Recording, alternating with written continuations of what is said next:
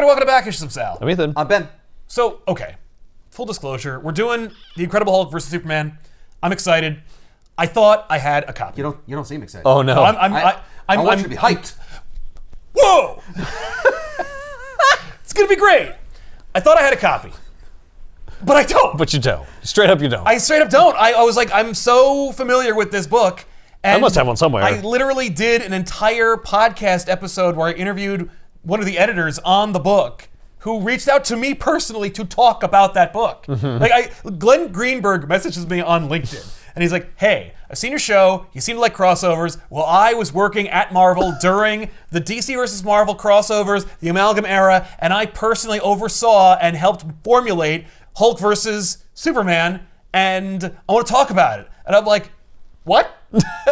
And I'm sorry, what? Like almost a year later, we got it worked out. But He was also like, you're also the only YouTube creator I can find on LinkedIn. Well, certainly the only one who gives a damn about crossovers. Well, certainly the only one who answers his LinkedIn messages. And so, we finally worked it out, and he had a lot of great insights, and we're going to share them on this show, because I know only like a tenth of you watch that show versus this show, so here it comes. But before we get into that, I was like, oh yeah, I have that. I have that book. Yeah, And I went, because you know it backwards and so I forwards, went right? over to the long box in our library. Incredible Hulk. Nope. Okay, maybe it's under Hulk. H. No. Maybe it's under Superman. No. That's it. Maybe it's on the hardcover shelves because kind of prestige bound. Superman. No. Hulk. No. Then I start calling comic book stores. I'm like, do you guys have Hulk vs. Superman from 1999? And they're like, no. What? And I'm like, okay. I mean, maybe in the basement somewhere. Right. Yeah. If you want to dig through boxes. No, I don't even. I mean, I do. I do, but I don't have time for that right now. I have time to go get it and come back. I have a show tomorrow. Right, and that always happens to me. Where I will read the digital version of the book in preparation unless I don't go to the studio and get it personally. And then I go to the studio ready to shoot, and then I go grab it, and it's not there. What made you think you had it? I don't understand. I don't know. I have everything. Because you've read it a bunch. Did you read it when it came out? Hell no. Then why would you have it? I have a lot of stuff. I have I got all kinds of shit. I got a book that is the amalgam of Thor and Orion called Thorian. I have 3 copies of Assassins. You got plenty of Gen 13? I got so much shit. Yeah. Those I bought. Yeah, there's a reason you have those. But I do also have this that I bought, which is Crossover Classics Collection Volume 3. So we're going to spend a minute talking about this because, of course, when Marvel and DC were doing crossovers and had any semblance of working together, they were like, well, when they first launched the crossover classics in the late 70s into the 80s, they weren't quite in the trade paperback game. But after they did that, they were like, well, we gotta put them somewhere. They only really collected like seminal moments, like the Phoenix Saga or that. And so they made that, and that was like crazy hard to get and very expensive over the years. But when they started doing more crossovers from the 80s into the 90s, they were like, now we've normalized printing trade paperbacks, and so they made those. And then they made Volume 3 during like the late 90s into the 2000s. This is an interesting collection because it has a lot of cool stuff in there, and the cover would not suggest that at all. Because this collects like Spider-Man and Batman. Well, technically, Spider-Man and Batman are on that cover. Cool. Superman versus Hulk. Well, Hulk is on the cover along with Superman, but they are separated by multiple characters, including Wildstorm characters, because this collection was made post DC Wildstorm acquisition. So we can also you're gonna lump want in. those Wildstorm. You're gonna want Storm Spider-Man and characters on Gen 13 in here. And it's like, you did Batman Daredevil. That's in here too. But I don't see Dee Dee on here. But I do see Jubilee. Wait, why is Jubilee? Oh, because the Gen 13 Generation X crossover isn't here. Oh, and don't forget that awesome Death Blow crossover. That's in there too. Like, what? Why is Sergeant Slaughter in there? That's Death Blow. That's Death Blow? That's the Death Blow. He has a gun. Yeah. He death blows you away with it. What do you think the death blow is? He's like this bad. someone punching somebody. You know what Death Blow is because we did a sideshow where we actually read the first issue of Death Blow, created by Jim Lee, and it's just this weird black and white Frank Miller ripoff. Yeah, but I don't remember that shit. That's totally fair. I don't remember that at all. I mean, you gotta remember the name at least. I do remember the name. No! But we're not here to talk about Death Blow. We're here to talk about Hulk versus Superman. And so here's what happened. DC versus Who Marvel. does Deathblow crossover with? Batman! Someone who Naturally. loves guns and someone who hates guns. Yeah. Yeah, Perfect. it's a match made in heaven. Except we already did that twice when it was Batman versus Punisher. Although only 50% of those have a Batman who has a problem with guns. The other one is Azrael. And I don't know what. Hey, could your Azrael's guns shoot little knives? Right, Azrael doesn't really have a problem with guns. He doesn't use them. He doesn't use them though. He does use knives and fire. Yeah, but he has no problem killing. That's right. Well, except okay, so Azrael does. No, he only kinda kills have- like one guy. He only right? kills the one guy. Like he does take it to the limit, whatever that means in 1994. Friggin' means. Doesn't Batman take it to the limit all the time? He beats people up for fun. Yeah, that's true. Well, hey, look, he's not having fun. He has, look at his face. He's not having fun. No, okay, Batman's you're right. pushing It's his own therapy. limits. That's true. He's pushed to the limit. But anyway, we're not here to talk about that either. So DC versus Marvel, 1996, they did this whole crossover, and that ushered in a new era of crossovers.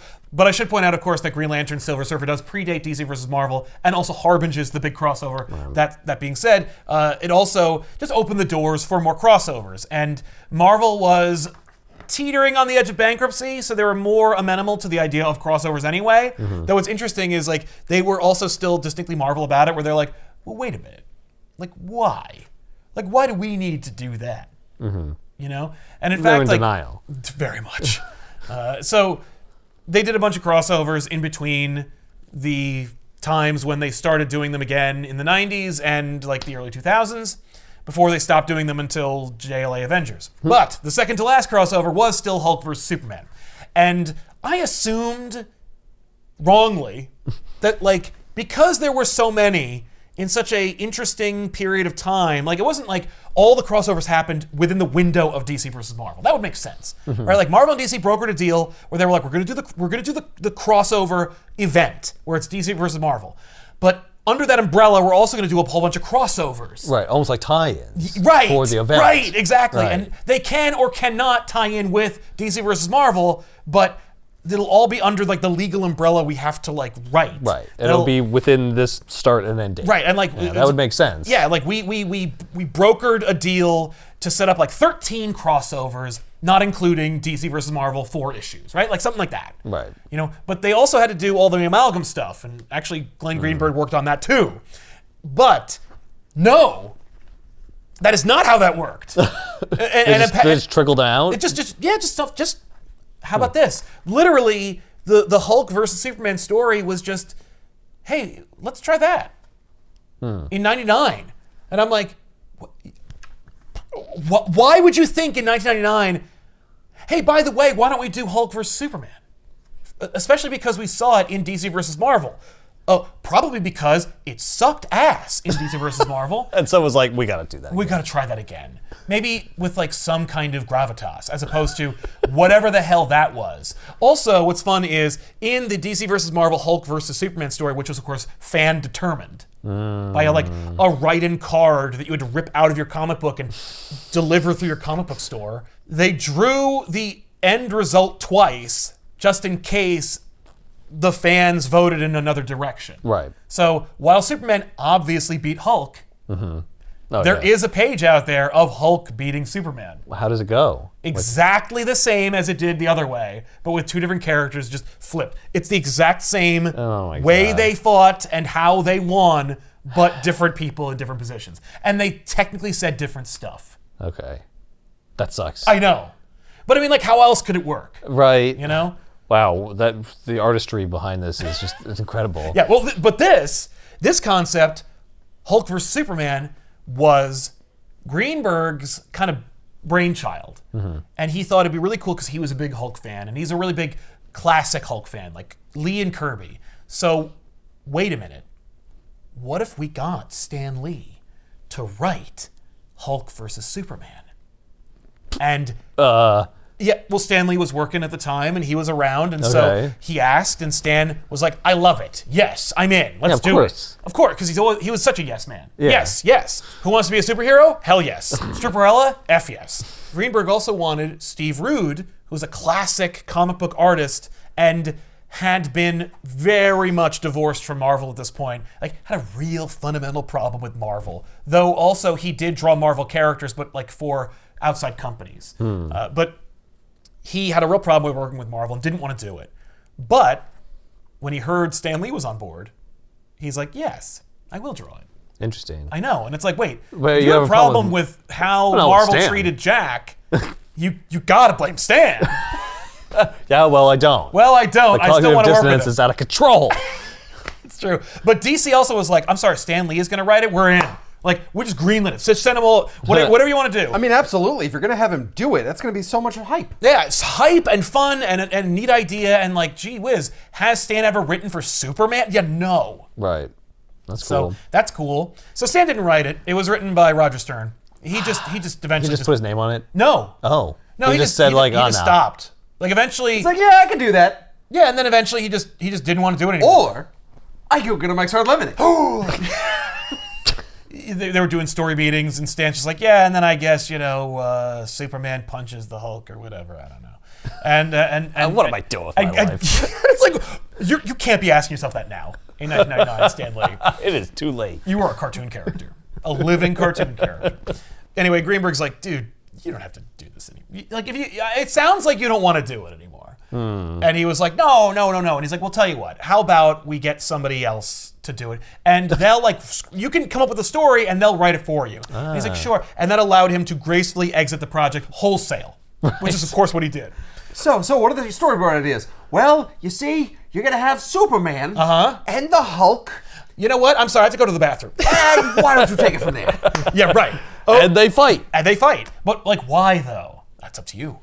That's You know a what? good question. I feel like I Sounds feel like like a writer's job. it feels I like gave you the story. I gave you the tools. It's Hulk versus Superman. Yeah, but we kind of It's knew all that title there. already. We knew that title before you were on board.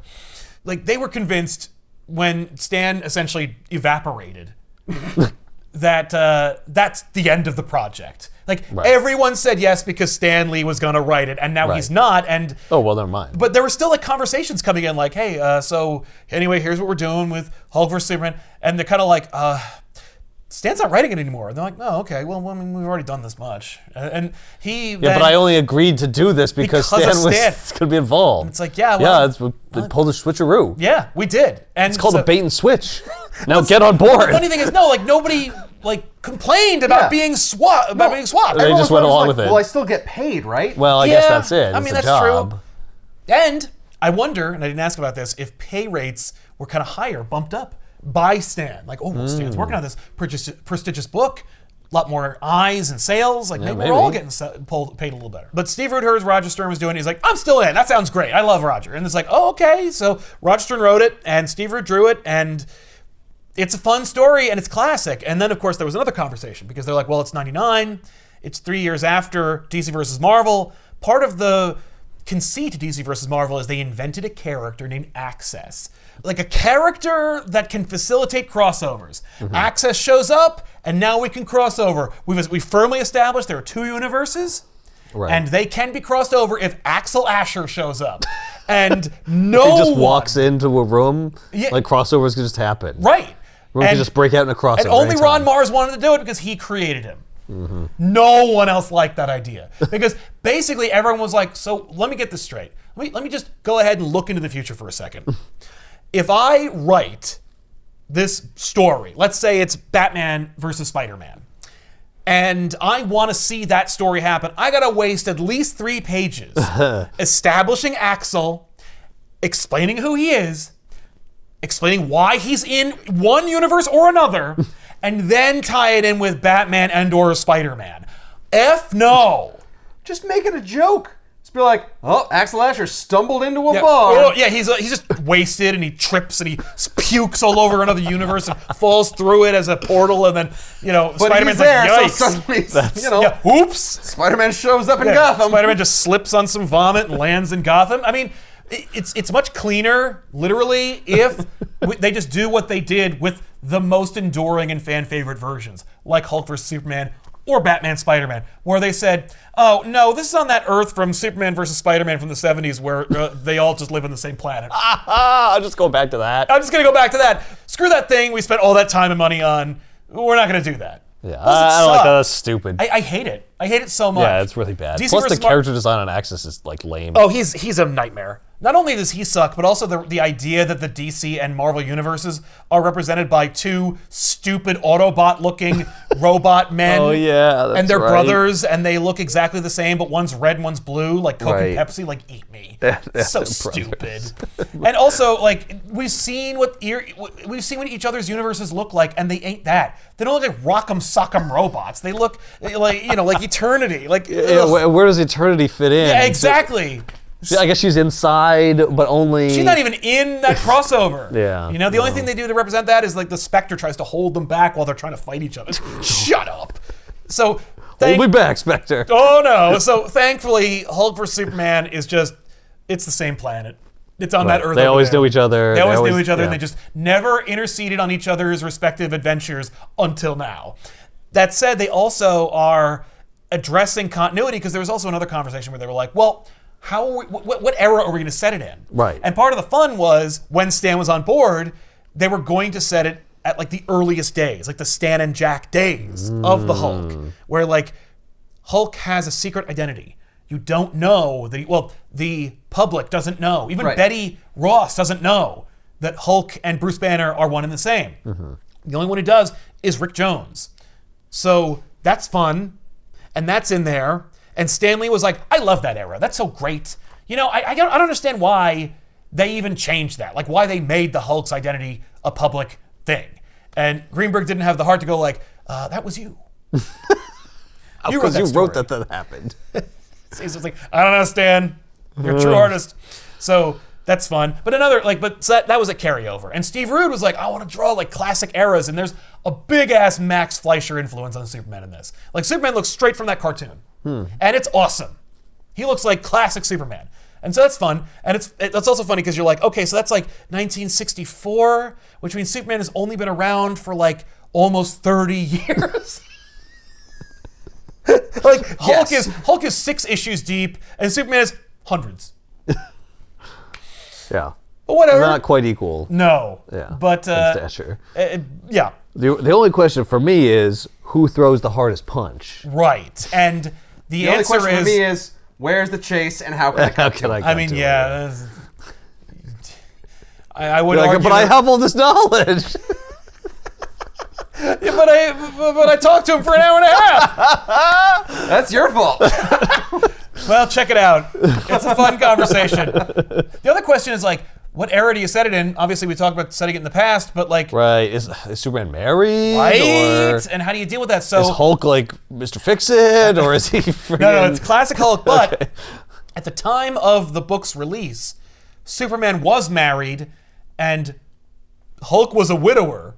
Betty's dead. Oh, jeez. Okay. It's real sad. I didn't know that. But they were like, let's do something. Wait, were they married? Yeah, yeah. What? Eventually, Bruce and Betty do get married. I did not know that. And then Betty dies. And then she dies. Of course she does. But don't worry, she comes back. But Yeah. they all do. They all come back. So And Rick cries out, Betty! he does do Why that. did you take Bruce?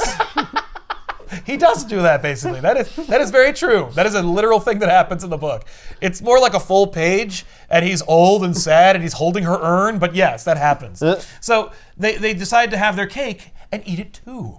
Where the story opens, and it's on the Earth where all that stuff happened. Like, yes, no, Superman and Lois, they did get married. And Bruce and Betty, they did get married. And Betty did die. Oh. And Superman didn't get involved at all until just now. Well, Okay. yeah, why would he care? Right. Why would he care? But the story opens with Lois watching TV, and it's a news report on a retrospective of the Hulk. It's set now, and by now I mean 1999. And so Superman and Lois are married, and they're Okay. watching TV, and they're talking about the good old days, which also were 1966 or whatever. But never mind that. Just sliding Right. timescale. Right. And so Lois is watching that, and they're talking about the Hulk, and they're like, we thought the Hulk was a monster. And then suddenly he shows up, and he's a founding member of the Avengers, and Earth's mightiest heroes. And Lois is like, if that were true, then they'd have Superman on the team. And I'm like, Lois, don't pull that thread. Yeah, you're making this real weird. Yes, Lois, that's a good question, Lois. Why didn't the Avengers invite Superman onto the team? Oh, wait, because they never did a crossover that takes place in the same universe where they addressed it. Otherwise, it would never be addressed because they're in two different realities. Well, why didn't the Justice League ever invite Captain America? Yeah, what the hell? Right. You would think, whoa, what a corrupt institution the Justice League is. Where's Cap? You know, well, we didn't want to poach the Avengers. Oh, sure. And why didn't the Justice League get involved in the Korvac saga? Where were they? They were asleep at the wheel. Right? That's where they were. Maximum Carnage. New York is under threat of a bunch of D-list villains. You mean no member of the Bat family shows up? Because in the crossover that's also in this collection, Batman literally names Maximum Carnage. He was aware of it. But he didn't do anything. He chose not to involve deliberately himself. doesn't go across the river to Manhattan, try to help out Spider-Man. He had to wait for Deathlock and Iron Fist to help out. You mean to tell me Nightwing wasn't even there? That's outrageous. Oh, wait, except that it's also an insane conceit. So anyway, Superman comes home. He's like, hey, honey, I'm home. And they smooch, and they talk for a little bit. And Superman notices that the thing on the Hulk is on. He's like, oh, yeah, the Hulk. Hey, you remember that time that I fought the Hulk when it was like way real older? lame. Yeah. This is a let's go back? Yeah, it's a let's go back. Let's go back. We got to address this history. I mean, it's the only history we have. It's literally got to come up. Well, what's great is they also reference a device that happens in another Hulk crossover, but Superman wasn't in it. Oh. And also they reference it without referencing the crossover from which it comes. And I'm like, what? That being said, this is actually a really fun story, and it's really well written, and it's beautifully drawn, and it's like enduring and classic. It's one of the best, and it's also the second to last crossover before JLA Avengers. Like, it's this, and then it's something else. I don't remember what the hell it is. The last one is, oh no, we did it. This is a great moment where Lois and Superman are about to flashback, and Superman's like, you know, it's interesting. Like, there actually are like a lot of, when you think about it, there are actually a lot of parallels between me and Hulk. Like, for example, both our stories begin with big explosions. What? I guess that's true. You know, Krypton blew up, Yep. and the gamma bomb Yeah. blew up. And my planet turned into big green rocks, and the Hulk has big green rocks. Boom, there you go. I mean, like, he doesn't even go to the green thing. But, like, then you go even further. If you go deeper, it's like, oh, yeah, like, they're both each other's respective universes' powerhouses. They both hook up with spicy brunettes. Both of the brunettes' fathers are in the military. That is a coincidence. I will give you that one. Both of their identities are mild-mannered, nebbish, beglassed guys. Okay, but one of them was always that, and the other one is a persona Yeah, that but they're he both. takes on. Yes, but if you were to put Bruce Banner and Clark Kent next to each other, you go, oh, it's two guys with dark hair and glasses who pretend to be nerds. Although Bruce isn't really pretending. Yeah, except one is a nerd. Yeah, well, one's like I mean, a scientist, they're both and the other nerds. one's a reporter. Yeah. Oh, no, I know, it's true. Well, one person But did they it do to have himself, and the glasses. other one had it thrust upon him Yeah. by the yellow sun. Right? The weird one to me is the military father of Their girlfriends. their girlfriend who's similar. Like Yeah. that's I keep that's forgetting that weird. General Lane is a person. I know. I always forget about General Lane. Ignore him so much. He's so irrelevant When most I of the time. first saw him, I'm like, oh, that's like Betty's dad. Yeah, General Ross. Yeah, it looks like they ripped that off. I even know though it that does. Was And probably it's like, first. But Sam Lane had to have come before General Ross. Yeah. What? That's weird. That's weird. Also, they both have arch villains that are super smart and have baldish heads. The Leader and Lex Luthor. And they the both start with Leader? L. Oh, you don't know who the Leader is? No. Have we never talked about the Leader? We probably have. Well, guess what? You're about to see the Leader in Oh. Captain America New World Order because Marvel still doesn't have the rights to make a freaking solo Hulk movie, so they're just going to force it into this random Captain America movie. Oh my god. But yeah, Samuel Stearns becomes the leader. He's, gamma radiation, but his head gets really big. That's it. Anyway, That's don't worry the about the only- leader. He's yeah. not in the book. But the other thing is about this is that, like, obviously this is a big Marvel DC crossover. We could do all the parallels, and they kind of do. But, they also have teenage sidekicks that always get in the way. Rick Jones, Jimmy Olsen. Okay, but you're also describing like most superheroes. Yeah, but I'm putting them right next to each other. I'm just saying, apples to I apples. just picked these two and put them next to each other. And they if still you have, pick any two and put them Daredevil next doesn't to have a weird teenage sidekick. No, that's true. Spider-Man doesn't have a weird teenage sidekick until he America does. does. Yeah, he does. Yeah. Yeah, Captain America does. But- Batman does. Right, Batman and that's does. why when you do Batman, Captain America, you're like, oh my god, look at how obvious this parallel is. Except they're not, because Batman's not like a national hero. It's not like a beacon. He is a symbol that people of one particular designation worship, kind of, I guess, if you're really if you're really stretching for ideas. But we're not, because we're doing this, which already has those things. Anyway, so then we flash back to that. Like, and we do it through a transition where, you know, Superman's like, this is how our origins happened. This is where we ended up when we first started. And now we're there to that time period. Yeah, don't you remember that time in history where Superman was a criminal across the U.S.? Yeah, well, we were haunted by the government. Yeah, that never happened, but like, the But Hulk it could is. have been. Yeah, I guess that's true. Except, You know. but thankfully he wore the American flag all over his body and he showed his face. Yeah. But Hulk at this Oh, the point. Hulk showed his face. Yeah. A little too much. So the Hulk is hiding in a cave. Rick Jones like he is likes always to do. Yep. Well, Rick Jones, his like teenage sidekick or best friend or whatever you want to call him, he is hiding the Hulk, and he's the only one who knows that Bruce Banner and the Hulk are one and the same.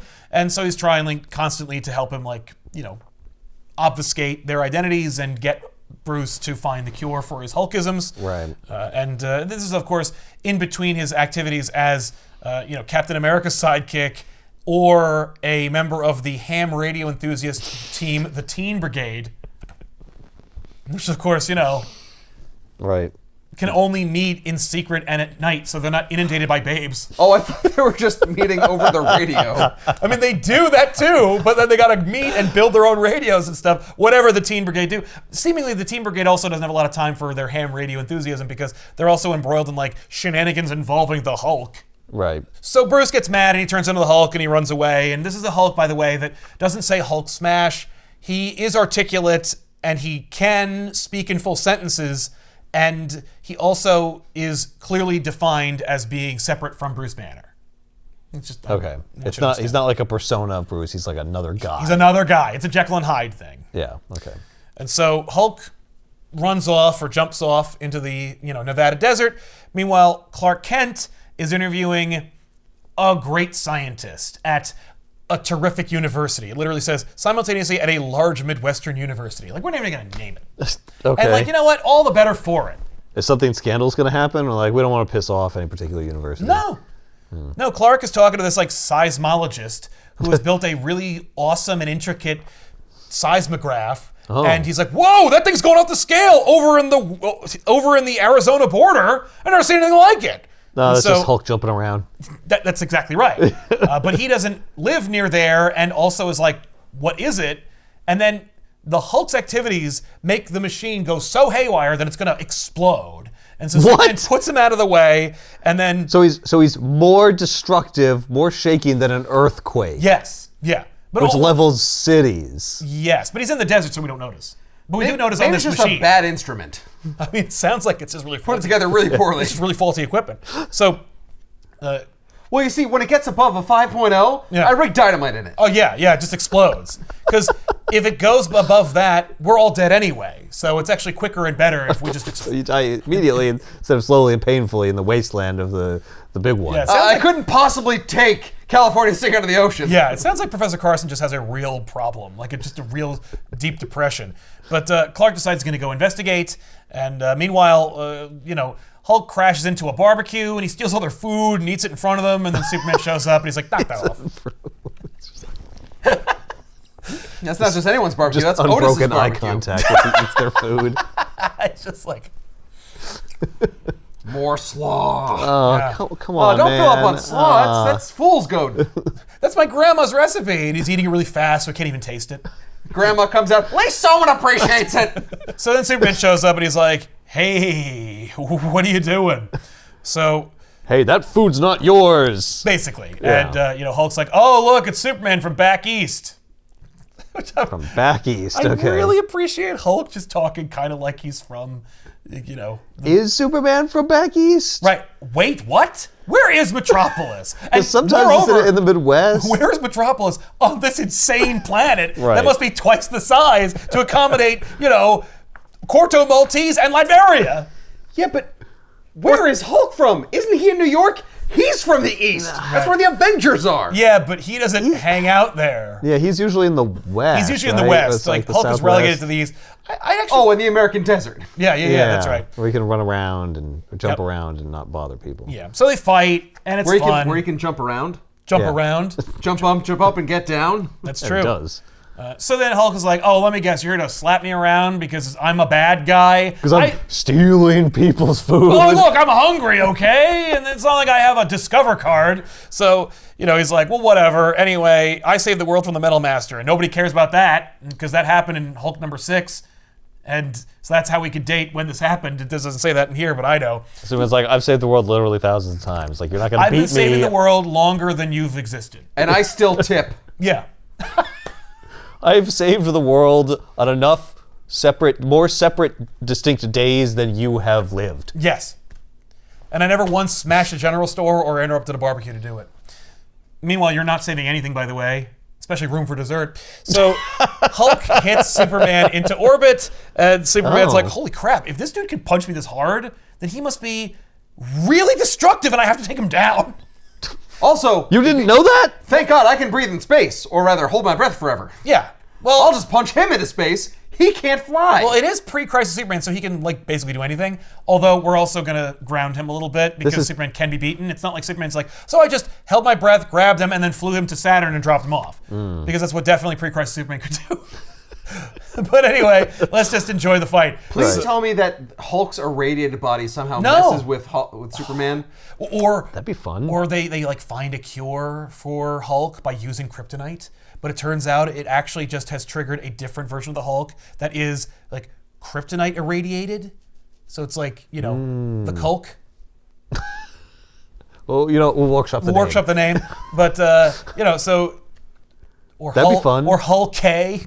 Hulk with 2 Ks. Yeah, there we go. So then, but like green irradiated kryptonite Hulk.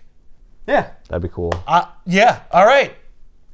There's a theory out there that maybe they might be making more. Let's go. What if it makes him smarter? What if he gets like Kryptonian intelligence?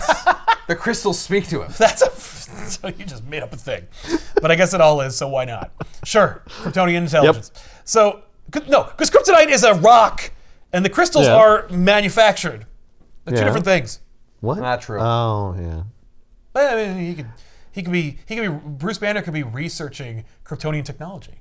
Donated by Superman. He could be doing crystal research where he combines kryptonite with crystals like in Superman Returns. Yeah, he could do that. Then he could make a whole country.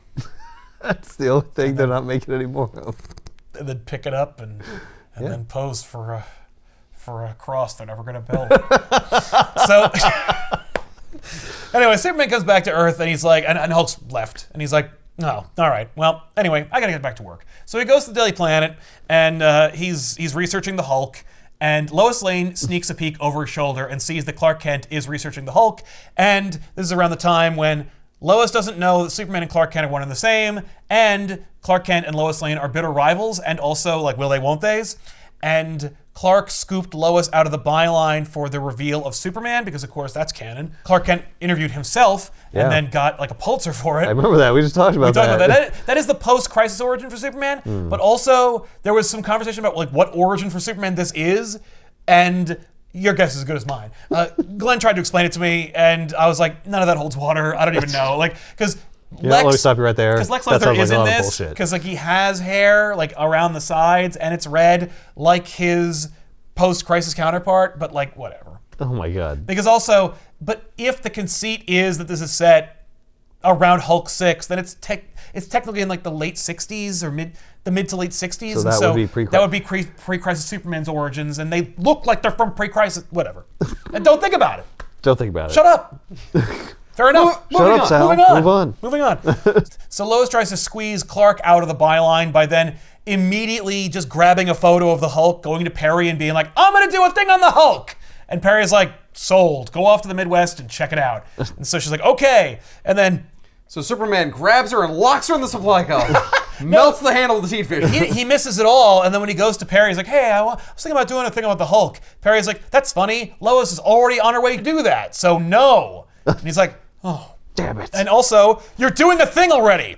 Remember that seismologist you were interviewing? You were doing a thing on that guy. And Clark's like, crap. Well, he died in that explosion. No, but that guy's his own booby trap. I don't know why. Yeah, but that's really boring. That's boring and has nothing to do with this plot. Wait, I've got it. What if he's like, you got to give me a hook, Ken. At least give me a hook. because doing an expose, because he's like, oh, I'll interview many different notable scientists. And he's like, why is that anything? That's so boring. That's even more boring than the one guy. And he's like, okay, what's the hook? One of the scientists will be Bruce Banner, who is connected with the Hulk in some way, because he's also like always around when the Hulk is around. I just can't prove it yet. No, he doesn't know that they're the Hulk. He just knows that Bruce Banner was connected in some way with the Hulk. So he's like, I'll interview Bruce Banner, and that'll tie in, it'll dovetail into Lois' story. He's like, sure. That sounds like you're trying to ride her coattails. It sounds like you want to go to Arizona to hook up with Lois. But... And far be it for me to stand in the way of true love, so not you're getting on a that. plane. Here's your ticket.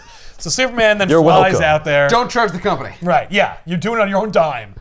So Superman just flies out there. Meanwhile, Lois is interviewing random people in this like area that the Hulk is operating in, like a sheriff. Yeah, she should have no leads.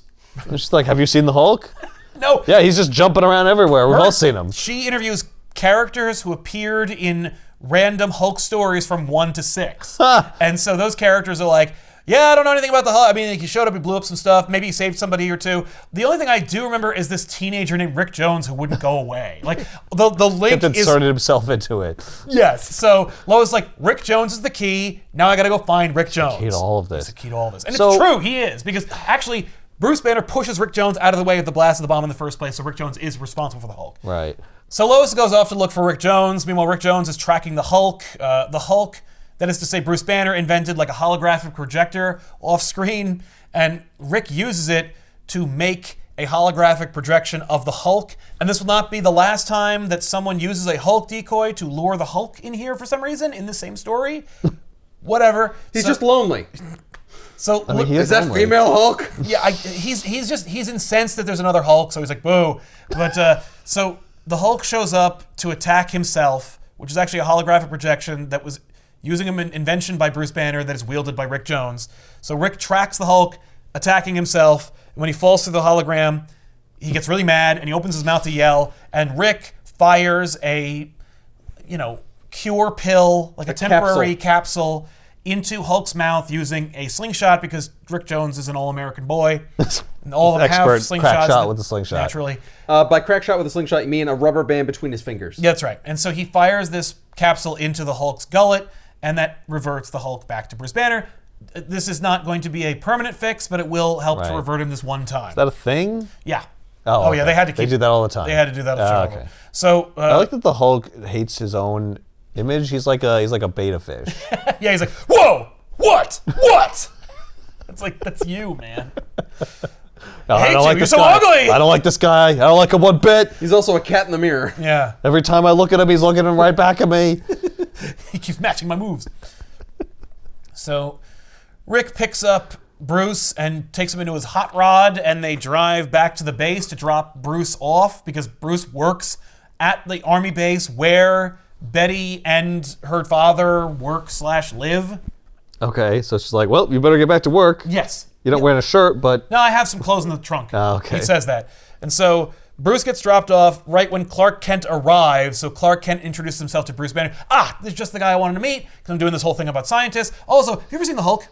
And then Ross shows up and he yells at Bruce Banner. And I guess it's kind of like a... Which upsets him, and then he hulks out and kills He keeps it Ross. He keeps it in check, but he's constantly like, oh no, I'm getting mad. And you're like, all right, this is enough.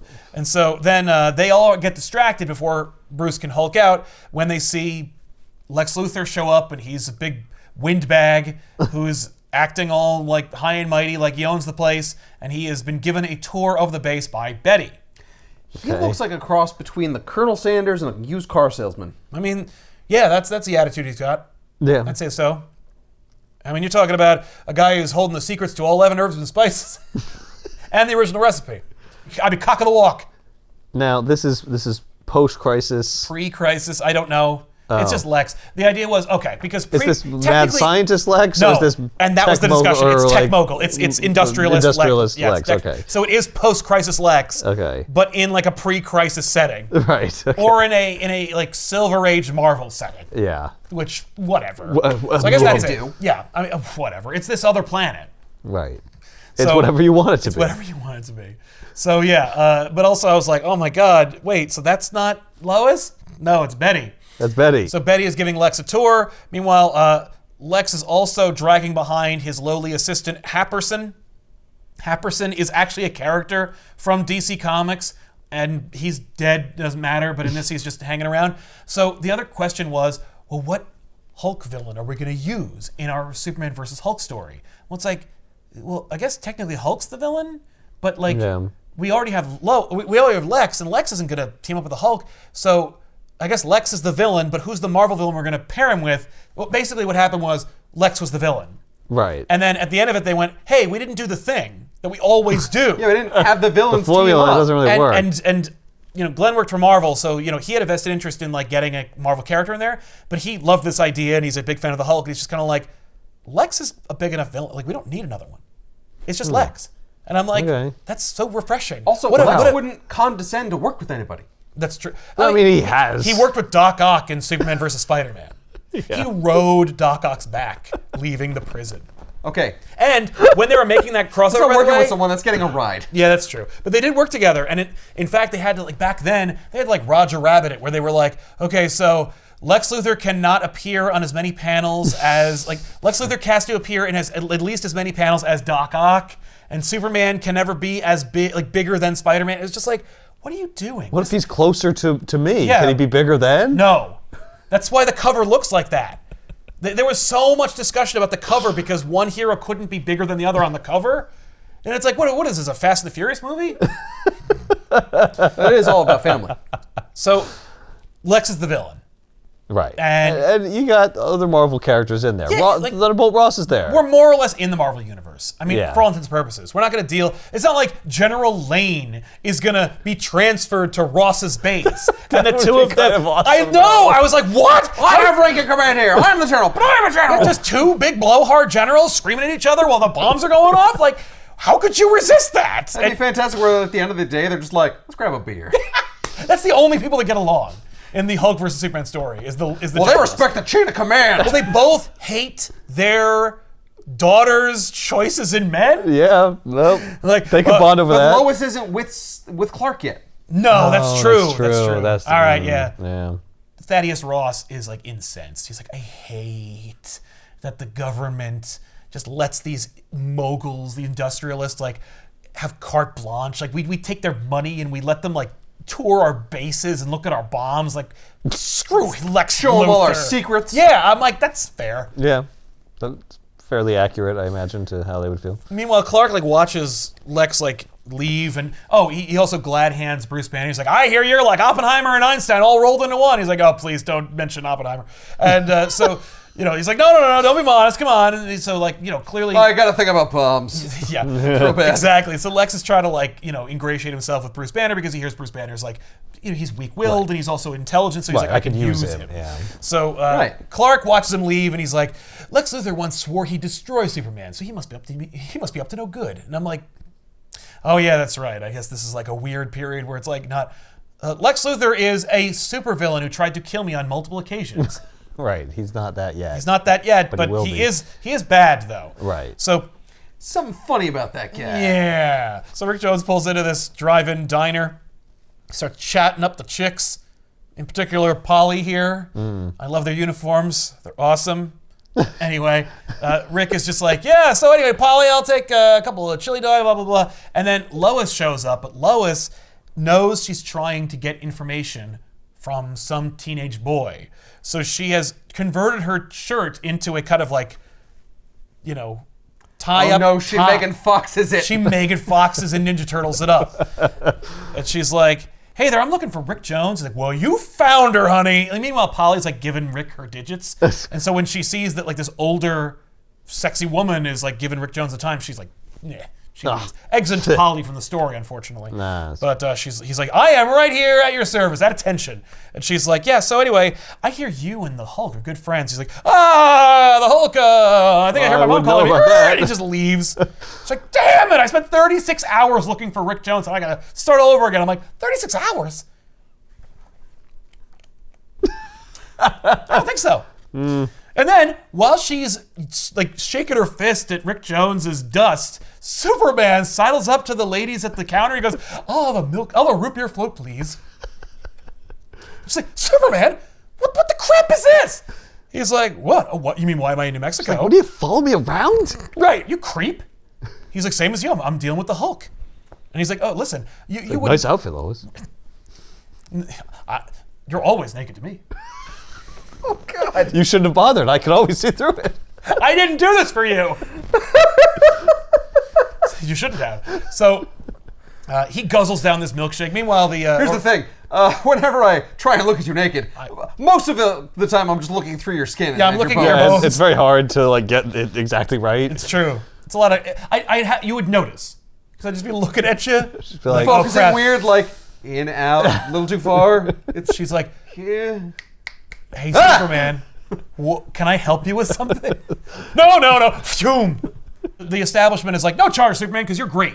He's like, yep, drink. that's good because I don't carry any money. That's true. But I love the girls. They're on the phone. They're like, it's him, Superman's here.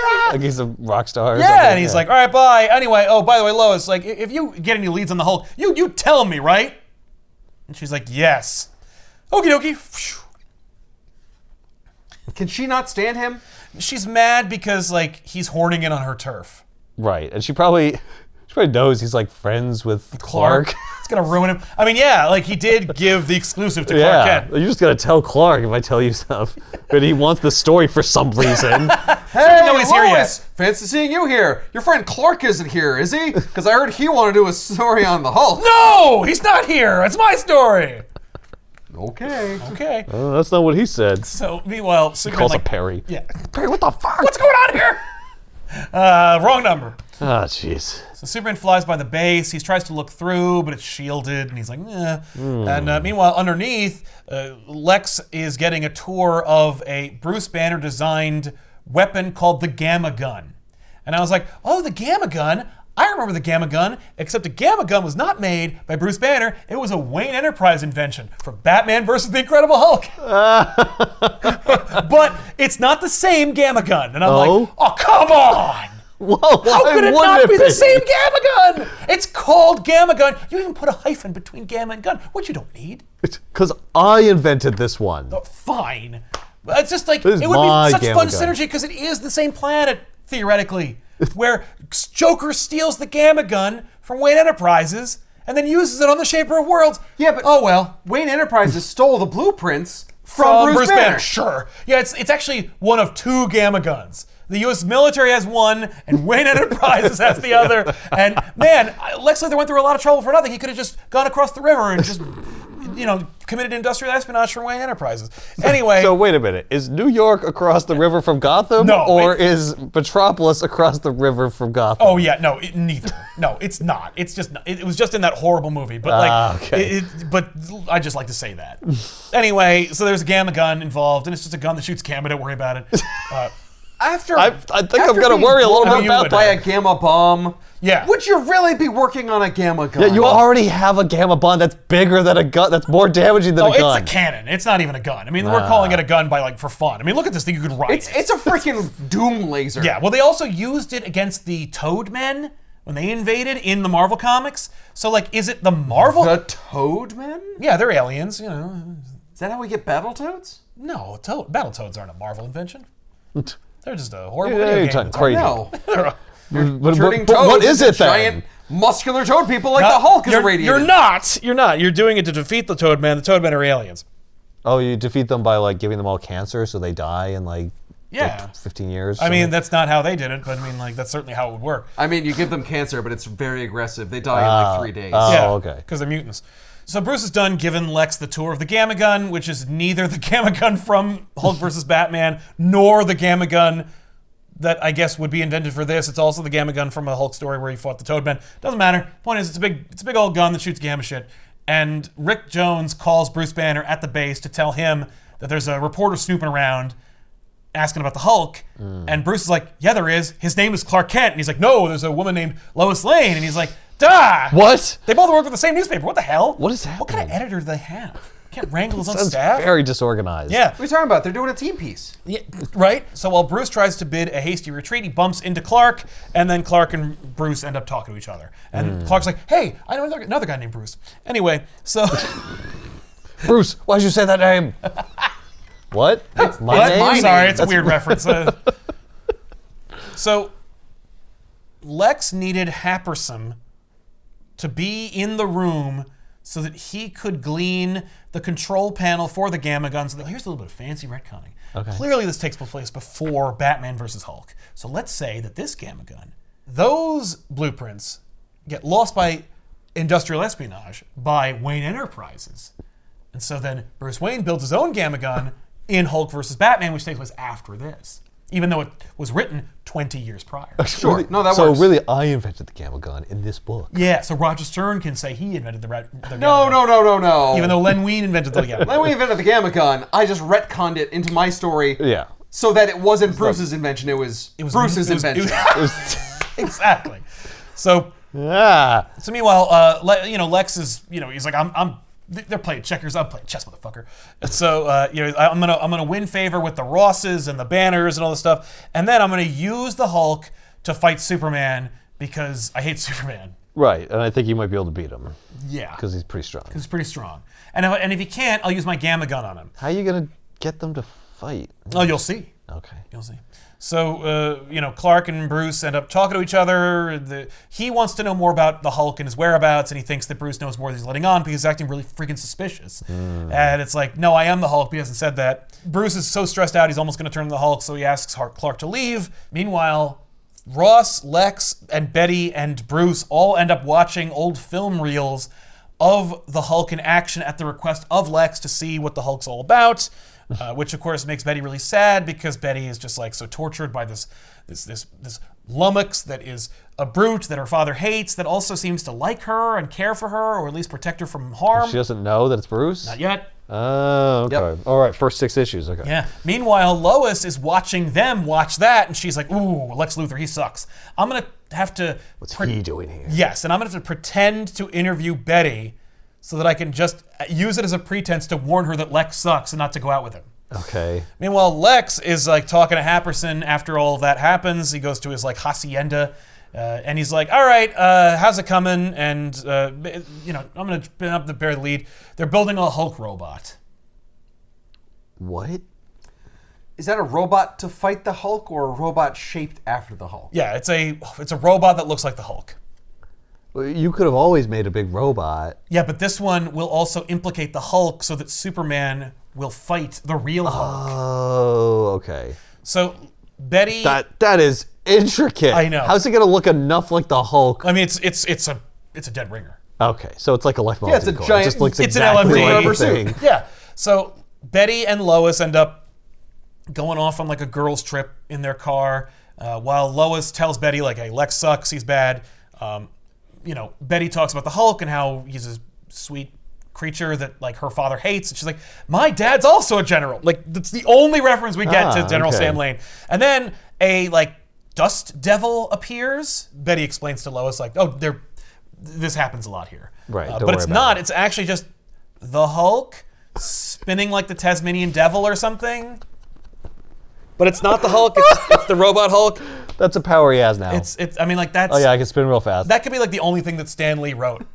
I'd love it if it wasn't a dust devil. It was just like smoke and mirrors. Yeah. Like we didn't want to like just have him appear out of the ground, Yeah. but we have like underground tunnels. So like I made a dust devil, and then Yeah. the thing opens up and it comes up above. They never even bring it up. It's Why not like would- they use the devils in like some other context. Why wouldn't he just drop out of the sky in front of him? He know. just jumped in Maybe front because of him. maybe because it's a really flimsy, hastily put together robot. Maybe If we because you dropped hear him clang. It needs to break because the idea is that like it's going to We've established in the story that if you impersonate the Hulk, he'll attack it. So if I make a robot, Oh, because right. Lex doesn't have the access to the holographic technology that Bruce Banner invented that made him do that earlier in the story. So if I have a robot, Hulk can smash the robot and then destroy the evidence of there ever being a robot. So there's only a Hulk there. What is he gonna eat it? No. Like I don't understand. He does There's gonna smash be it. pieces of a Hulk Right, but we're in the robot. desert. There's garbage everywhere. So, and people It's the ignore it all the American time. Midwest. We don't care. Yeah, like if you kill a man in the desert, you can just leave his body behind a rock or something. And Right, then we no just one leave will- our cars out there gone and just in a look day. at another Be gone car. in a day, either like a lizard or a buzzard or something. Anyway, It's so, just a little strange that your plan is to deliberately leave behind evidence of the plan. Oh, I know. and it is like Superman finds he's like, oh, it's the Hulk's arm. Oh my God, the Hulk was a robot the whole time. Yeah. Okay, this So- is like it's written by Stan Lee. It's I like, know. well, that has to happen in order for the hero to have the thing he needs to figure out the Right. problem. We can't constantly have Hulk crashing barbecues to get Superman to get involved. Like, we need to have some kind of real stakes. Even though in the that's story. such a natural, obvious idea. I mean, we already did it. Right. I can only do it so many times in one story. That's it. Lex should open up his own barbecue. It's only 70 pages. So Clark and Bruce end up talking some more, and you get this implication that like maybe because like Clark is just such a good interviewer, that maybe Bruce is going to tell Clark that he is the Hulk. Wow. And before he does, He's doing his Kryptonian word trickery on him. yeah, he's just a good guy who's just good, easy to listen to. Come on, just talk to me. Right, that's it. I mean, they have this nice conversation. I can tell that something's eating you up. You wanna You want to say something. get off your chest. Is he listening to his heartbeat? No! Like the Daredevil does? Right? That'd be great. He should be able to. Yeah, but then here's what also pulls me out of the story is they're talking, and as Bruce is about to tell Clark that he's the Hulk, Clark's cell phone goes off, and I'm like, I'm sorry. A cell phone? Cell phone? Then Ooh. What year is this? Well, because there is a sliding time scale. It's not really set in the 60s anymore because, Right, that's true. Clark and Lois are married. It's not like they got married 25 years after they met. Wait, are they married? Well, they are in the bookends of the story. Yes. Like in the future of this Right. of this universe. But yeah, it's a sliding time scale, so we're just going to say, yeah, cell phones exist now. Yeah, there were cell phones And so then his- and in the future as well. Yeah. So Clark gets a call from Lois because, like, he doesn't get on his two-way radio wristwatch? right? No, because he's not Superman. That's Clark. And Jimmy's not in this. How could you not have made Jimmy Olsen a member of the Teen Brigade? Where he's like, that'd be perfect. I'm from the Metropolis chapter. I made my own my ham God. radio. In fact, You could I can show easily- you guys a thing or two because Superman gave me this wristwatch that I can use and tune to his frequency. And then the Teen Brigade could use a similar frequency to bring the Hulk in. Like, this just writes itself. That's genius. It's just not long enough. It's not enough pages. Yes, yeah. Anyway. And no one would read it. Also, it involves No the one gives a Teen shit Brigade. about But that. like it's Roger Stern, of course he would. He referenced it in his own story. Yeah. Like Lois literally interviews a member of the Teen Brigade. Yeah. Yeah. He's like, I'm sorry, Lois. I only have a few seconds to talk to you because so many girls are calling me on my ham radio. There's a couple of ham radio enthusiasts in our comments. We're like, I don't understand. I don't know why they got to be ragging on Like, him. Really. not me so much. My girlfriend says it's really hot. I don't know. Yeah, the girlfriend that you made up that's in Canada, that's also a ham radio fan. That's how I met her. Yeah, have you met her? Stranger Things prove that girls like radios too. That is fiction. That is fiction. They never do. And I would know. Girls don't know those fucking lyrics to the song from the Neverending Story either. So Lois calls Clark on her cell phone and she's like, Hulk showed up and he smashed my car. If you see Superman before I do, could you tell him that the Hulk's on a rampage? And he's like, And so he's like, hey, Bruce, like the Hulk's on a rampage. And Bruce's like, that's impossible. So then, and Superman goes, I'm afraid it is. Goodbye. So he leaves. And Bruce's like, oh I'm shit. hopping over to my cab. That's exactly right. And so Bruce runs off as like Lex Luthor's pulling up in his limo, and he's like, "Hey, have you heard about the Hulk?" And he's like, "Shut up!" And then he. What a rude man. Yeah, so then no, he's excited because he's like, "Yeah, no, I'm loving all this." So then Rick shows up to pick up Bruce to bring him to a secure location so he can become the Hulk to get to the bottom of this or something. to defeat the other Hulk. Right, exactly. Yeah. Okay. Yep. And Lex is loving it.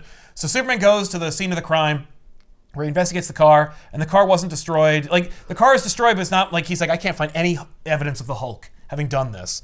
And then What he would uses that be? like huge fingerprints or something like I that. see, which like he says. fist marks. Yeah.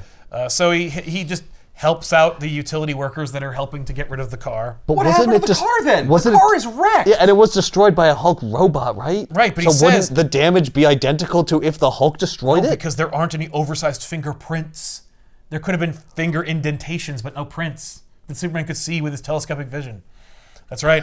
I'm sorry, has he scanned the Hulk's hands? Does he know Wait, that there's- there are Yep, I fingerprints? checked every would square know inch, that there would be be fingerprints. fingerprints. You don't know what the Hulk is. The Hulk could be a monster. Or an alien. Well, he is a monster. But he Have you could be ever like an alien seen or him something. leave fingerprints behind? I mean, You're making a lot of assumptions here, Superman. Yeah. First of all, fingerprints don't even get left behind all that often. That's a common misconception, which I feel like Superman should know. that's true. As a like duly appointed, keeper of the peace and agent of justice, Bruce Banner freaks out while he's like riding in the car with Rick.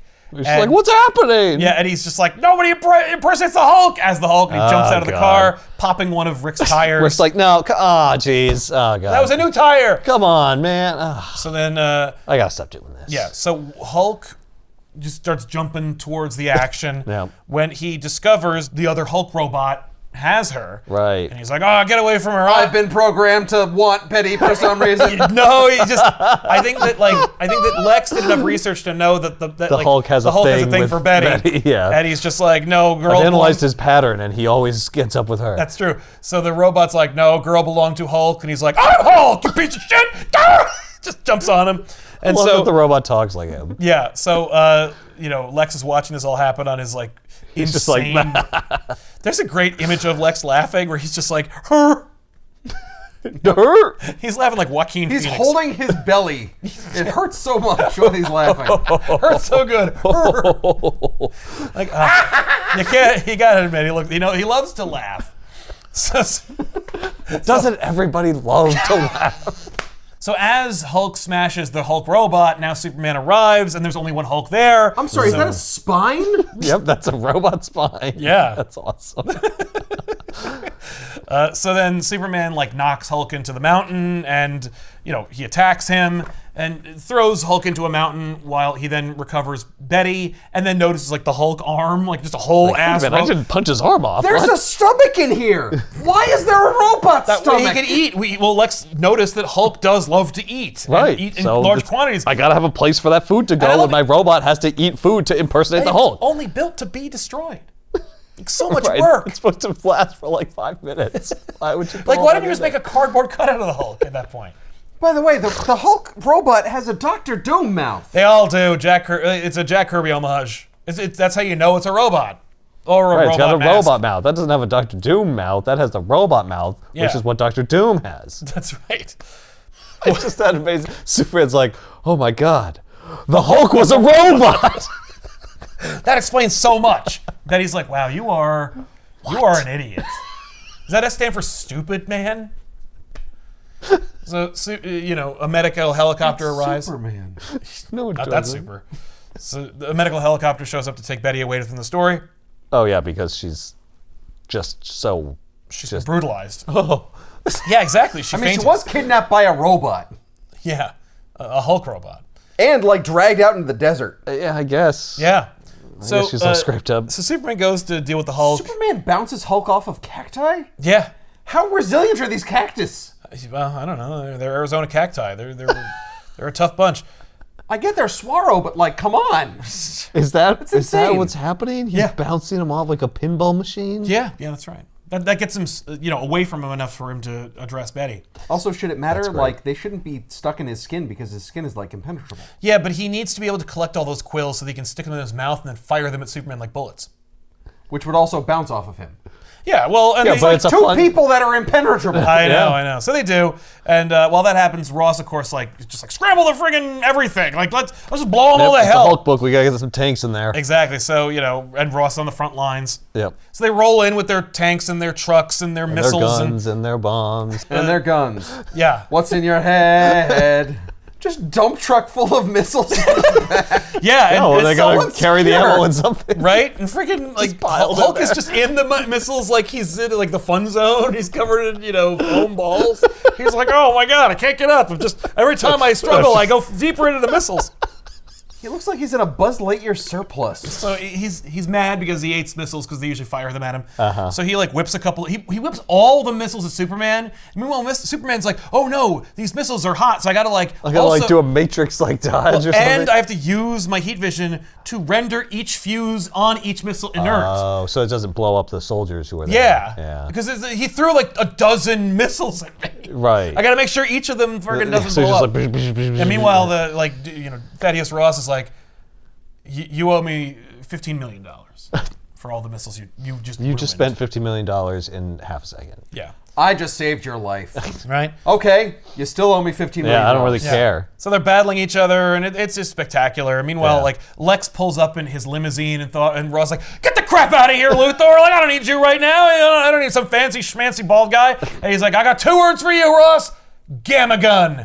And he's like, we can't use that. And he's like, no, don't worry. My guy Happerson, he knows how to run it because because Bruce Banner's not here to run it because Bruce Banner invented the gamma gun in the first place. Right. And he's like, no, Happerson saw it. He knows how to run it. And What? he's like, what? But But it's But not you're his. a civilian and you don't have clearance. I'm not giving you access to this gun. No, he does. But he's angry about it, and he's like, wait, whoa, you're gonna fire that gun, but Superman's in there. He's like, Superman can handle it. He can handle it. Superman can take the heat. So the dude was just enveloped in gamma radiation, and like, bah! And they're like, what the hell's this? And Hulk's like, oh, it's the gamma gun. Wait, they can't use that. Only Banner knows how to use the gamma gun. And Superman's like, it's got to be Luthor. Luthor's dicking around with us, and Hulk's like, that's a really bad idea because it's an unstable weapon, and in the wrong hands, like it could blow up and kill everybody. And like, well, crap, we got to stop that. And Does it affect them at all? Doesn't seem to be affecting no, them. because they're so strong. I see. So Superman's like, all right, well, I will whip you at the gamma gun, and you can destroy it. You can do a fastball special. And they do. So Superman just whips. Except Hulk is the ball of this one. That's right. That's great. It never happens. No, so Superman I whips never get Hulk. to be the ball. This is great. This is great. This is fun. I understand why Wolverine wants to do this all the time. Hulk is whipped at the gamma gun. Meanwhile, Happerson is like, the core's overloading, and Lex Luthor's like, don't you dare, I want more power, do it. And Ross is like, no, are you crazy? We'll all blow up. And then Hulk shows up, and he's like, I'm shutting you down, Luthor, and he smashes the gamma gun. Meanwhile, that also causes a reactor leak, and so everyone's like, we're all gonna die anyway. But now it's gonna be 3 Mile Island, so everybody just empty out of here, and it's great because they're leaving and they're all just lamenting the loss of their lives, and as it's on their way. So they're all just abandoning the base and running away, and Ross says something like, "Oh, at least I'll know that the Hulk will die as well, and that's enough for me. I'm still gonna die." But How do you know that? I don't, but I don't know him well There's enough no for me to reason to expect think him he not would. to die. The Hulk just made it all the way here through the beam of the gamma Yeah, gun. Just after being hit by the beam Right. for several seconds and being thrown literally into it. Yeah. So Yeah, but that's an explosion. yeah, right. He can't survive an explosion. Nothing can survive Nothing an can explode. explosion. Yeah, especially now. Did Ross think that suddenly the Hulk was attracted to the gun like a magnet? Right. No. He's just It's a gamma gun. Turn on. yeah, it just brings anything irradiated with gamma to it. That would be a gamma magnet. So. Why would a gamma gun even hurt the Hulk? He was Well, it made didn't. from a gamma bomb, but why would Ross think it would? I think he was just like, well, none of our conventional weapons, which also don't hurt the Hulk, were working. So Right. if But Lex gamma, Luthor, that's the most powerful thing I know. that's right. That will have to do it. I mean, I guess. So while Ross is like, well, at least I'll know that Hulk will die. Lex is like, F that. I don't want to die. I'm getting out of We here. have to survive. So What's they wrong leave, with and you? then Superman just stands in front of them. And he's like, where are you going? Where are you going? We're all gonna blow up. It's gonna be great. And then there's a Don't big. you want to see the outcome from your stupid ass science experiment? Yes, and he's like, oh, you can't prove that I did anything, Superman. So then there's a big. Superman just grabs him by the back of the skull, just turns him to face the explosion. Go ahead, let's wait for it. So there's a big whoomph from the reactor, which proves he's like, there, the Hulk fixed it. And you're a bad man. That's it. Because Lex didn't technically do anything wrong. Right. He had full clearance to do all these things. So he's like, Yep. and you suck. You're kind of a dick, and I don't Lex is like, you. how dare you? Meanwhile, How dare I? how dare I? How dare I? Meanwhile, Rick Jones is watching from far away. And he's like, whew, that looks crazy. I hope Hulk didn't die. And Bruce emerges from behind him. He's like, I didn't. Can I have my glasses, please? And he's like, whoa, what happened? He's like, yeah, no. So being hit by the gamma gun de-Hulkified him? No, when I smashed the gamma gun, that was the reactor leak. Oh, being in the reactor. Yeah. So did he stop the reactor leak? Yeah. Or was there Did he no like reactor eat leak? the reactor? No, he just says Hulk I just forced pressed- open the emergency access tunnel before the reactor core went up, and the energy release changed me back. So I guess he absorbed the radiation from the core breach, and it only was localized to Hulk because he's, I guess, like a battery. Okay. So the day is saved. And then he pressed the buttons to shut it down or whatever. I mean, or he didn't need to. Like he absorbed the reactor's no Right. more. He just took it. Yeah, the reactor leak happened. Yeah, and thankfully the Hulk was there as a sponge. Yes, exactly. I see. So he's just like, "Ooh, that was crazy." And meanwhile, everyone else found the remains of the Hulk robot, and they're like, "Well, everything that was bad that happened that was blamed on the Hulk can be blamed on this robot." So that wraps that up really well. And Superman's like, "And I know that Hulk's okay." Because we He's talked okay to each in other my while we were book. getting beamed by a radiation gun. Right. And meanwhile, I feel like, Lex, you made this robot. And Lex is like, well, prove it, bitch. And then gets in his car and he leaves. Well, I looked inside and it says property of LexCorp inside. Maybe Yes. you shouldn't Yeah, we make name all all your kinds of merchandise. stuff. He I don't does. have control over where the parts that we manufacture go. That's exactly what happens. There you go. Yep. And he's like, but I'm off to Metropolis to launch a full investigation, and I will find out who was responsible. I'll find out who received those parts and made that robot. And then Superman goes, I'm sure you won't. And so Ross is disappointed that a robot was the thing that stole his daughter, and so he has, less of a reason to hate the Hulk, but he still doesn't use it. Then Bruce shows up, and she's like, "Oh, Bruce, you're here too." And he's like, "Yeah." And he's like, "Oh, jeez, my daughter's banging a nerd. This is the worst day ever." And then Lex... I didn't get to kill the Hulk, and my daughter sucks. so Lex tears up his photo of Superman that he keeps in his car at all times. Don't worry, I've got thousands of copies. That's right, and leaves it out, the window. And then Lois writes the story, for the Daily Planet, Hulk, Superman versus the Hulk. Obviously, the story's called Hulk versus Superman, but this is the Daily Planet, so it's going to be Superman first. Right. She's like, "Hey, Ken, look at that! You wrote like My Evening with Superman or some shit, but I wrote this cool crossover." Look at this shit. This is freaking cool. Yeah, and he's like, "Well, I guess that puts you like on par with me. Like, nice try. Like, well, I guess we're 1 for 1 then." Right. I guess we're even. And then, Except not, because yours is called Superman versus the Hulk. Right. How pedestrian. Yeah, and mine introduces the world to Superman. Which one has more staying power, would you say? So anyway, then he's like, "Well, that was fun." You want to get dinner? You know I don't. Throws coffee in Yeah. his face. Fine. And he's You like, want to get breakfast? He's like, "Oh, right. Oh!" How about both? So then the two of them, Lois and Superman, are back in the present of 1999. Superman and Lois are still watching that TV report on Bruce Banner the Hulk. And they're like, "Yes, and Bruce Banner also married his true love, Betty Ross. And then, of course, she died. And that's real sad. And he's still the Hulk. And I don't know what he's thinking, but it's probably, self-loathing and misery. Probably Hulk smash or something. Probably something like that. And when he's not the Hulk, I bet he wants to die." And Superman's like, "That's really sad." And then to make it more sad, Superman's Jesus. like, "Man, because I have a hot reporter babe as my wife, and I am Superman, and I'm happy all the time. And that poor son of a bitch is just probably got his thumb out waiting for cars to pick him up." And then we show that Bruce is watching the news report through a convenience window front store, and he's watching it, and it's just like, and that at the part where Betty died. Remember that? And he just wanders off, just sad, alone. Yep. Yeah, that's it. And it's just like, my God, what a drag. I think Roger did an amazing job of capturing both characters, this insane era, hodgepodging both, a period that reminds you of the 50s and also the 60s. It's just like, what? But yeah, kind of a drag at the end, but the Hulk it's is a drag. downer, but it's a downer concept, downer character. If you're doing a Hulk story, it's gonna the be Hulk sad. is cursed. Yeah, it sucks. Now and forever. Forever, that's true. So it's a really fun story. It's got some great art that you'll never see the like of again, and this pure crossover. I think it's one of the purest, because it was just hey, I have this idea. Yes, let's do it. And even has some give and take where it's like, we have this concept, it's gonna be Stan's story.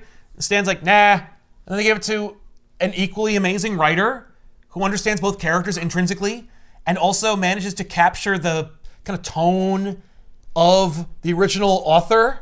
Yeah, where the Hulk is a cursed man. Yeah. There's just a general just screaming after him. Get him! I mean, that's what I think of when I think of the Hulk. Just a clinically depressed man being chased by an old general in a helmet. Sociopathic general. Yeah, just screaming his head off.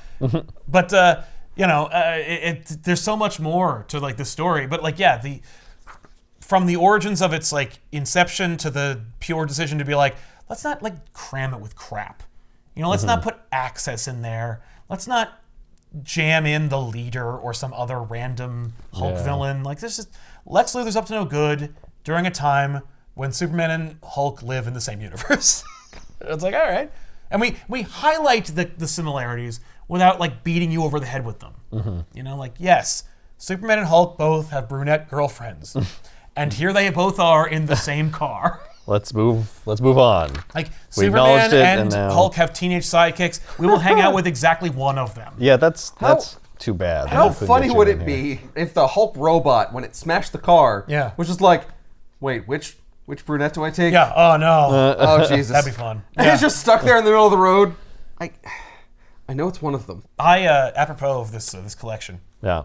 it has Spider-Man Gen 13, which is our lowest viewed episode of all time. And I reread it. It took me like 15 minutes, and Yeah. it is just awful. And what's great is Glenn Greenberg's name is on that one too. And I was like, hey, what's the story with Spider-Man Gen 13?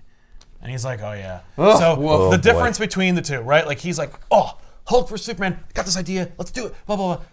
The Spider-Man Gen 13 genesis was, hey Glenn, we're doing a Spider-Man Gen 13 crossover, get ready. What? What? Yeah. Yep, you're up. And that's it. You're up. But I don't care about that. I don't care, you work here. You're an editor. Meanwhile, Do it. I think Peter David wrote that, and there's no excuse for why that sucks. The only thing that's interesting about it is that Stuart Immonen drew it before you knew it was Stuart Immonen. So horrible. So there you have it. The book is unavailable anywhere until you get it in the omnibus collecting all the DC Marvel crossovers. That's right. And I wonder, I don't know, I'll have to look, if the omnibus that's coming out in August collects those Wildstorm crossovers too.